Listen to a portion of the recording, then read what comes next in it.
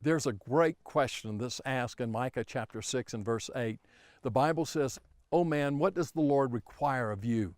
To do justly, to love mercy, and to walk humbly with your God."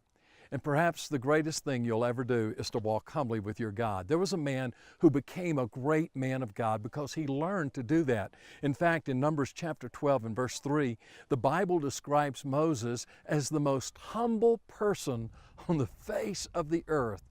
The reason God could use him was because he walked and lived in humility. But he wasn't always that way. In fact, we find that he grew up as the son of the Pharaoh's daughter, and he was a young man, powerful and strong, and he knew all of the military might of Egypt. But God couldn't use a young, powerful Moses.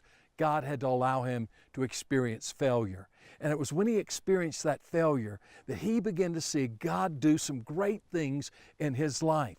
And he began to grow, and he encountered God out there in the Midianite desert, and it was then at that point that God could do something with him. There's some things we can learn from this that I think are really important. First of all, humility is important because it's the chief characteristic of Jesus. The Bible says even though he existed as God, he humbled himself and took upon himself human flesh and became a servant even to the point of death. And so we see, if you want to be like Jesus, then you're going to have to learn humility. The second thing is, the way you grow in your Christian life is you grow because of humility. The Bible says that God is opposed to the proud, but he gives grace to the humble.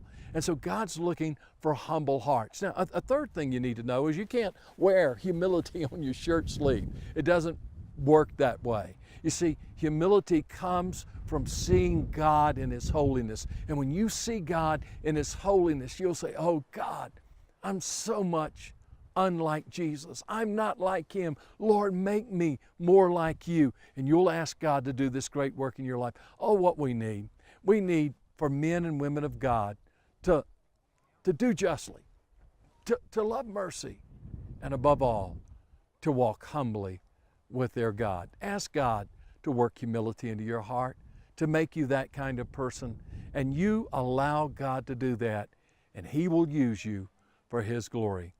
Walk humbly with him.